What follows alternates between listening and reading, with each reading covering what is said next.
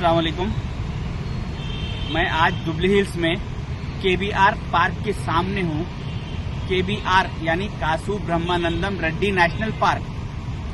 2014 के इलेक्शन से पहले केसीआर साहब ने मुसलमानों से ये वादा किया था कि आप लोग इलेक्शन में मेरा साथ दीजिए और मुझे इख्तिदार पर लाइए। मैं इख्तिदार पर आने के बाद इस केबीआर पार्क का नाम बदल के आसिफ जाही पार्क रखूंगा, क्योंकि ये आसिफ जाही फैमिली की जमीन है कि ये केसीआर साहब का कहना था। मगर इसकी वजह ये थी कि 1967 में मुकरमजा बहादुर साहब को उनके ताजपोशी के वक्त उनके वालिद मोहतरम आजमजा बहादुर साहब ने ये 390 एकड़ पर मुश्तमिल ये पार्क उनको तोहफे में दिया था।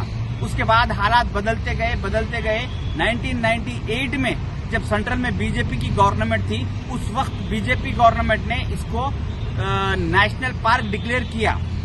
तो केसीआर साहब इसी बात का फायदा उठाते हुए मुसलमानों के जज्बात से खेला और 2014 में मुसलमानों से वादा किया कि मैं इसको आसिफ जाही पार्क नाम रखूंगा, इसका नाम बदल दूंगा।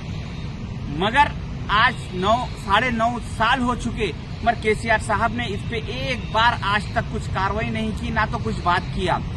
मुझे कुछ जराये से मालूम हुआ कि टीआरएस के किसी मुस्लिम कायद ने केसीआर साहब के सामने ये बात रखी कि केसीआर साहब 2014 के इलेक्शन में आप केबीआर पार्क का नाम बदल के आसिफ जाही रखने का मुसलमानों से वादा किया था। अभी 2023 का इलेक्शन करीब है, इसका आप क्या सोचे? तो केसीआर साहब ने कहा कि वो इलेक्शन से पहले के वादे थे, आप ये सब चीजों में पड़ने की जरूरत नहीं है, आपका जो काम है वो काम कीजिए। तो मैं मुसलमानों से ये कहना चाहूंगा कि केसीआर साहब इलेक्शन से पहले हर वक्त मुसलमानों के हाथ पैर पड़ते और आजिजी इंकिसारी करते और इलेक्शन के बाद कहते कि आप जो है जितने हैं उतने ही रहिए, आप आपका काम देखिए, ये सब चीजों में पड़ने की जरूरत नहीं है। तो मैं मुसलमानों से गुजारिश करूंगा कि 2023 के आने वाले इलेक्शन में भी केसीआर साहब के जो वादे रहेंगे वो इसी केबीआर पार्क की वादे की तरह ही रहेंगे। कोई इलेक्शन के बाद जो है उस पर कोई इम्प्लीमेंट नहीं होगा।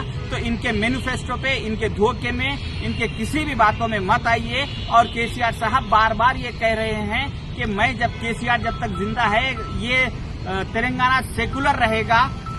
हमें सेकुलर स्टेट की जरूरत नहीं है, हमें सेकुलर कंट्री की जरूरत है। तो मैं मुसलमानों से कहूंगा कि सेकुलर स्टेट नहीं बल्कि सेकुलर कंट्री के लिए हमारे को मिलकर कांग्रेस का काम करना चाहिए, कांग्रेस के साथ जाना चाहिए। शुक्रिया, खुदा हाफिज।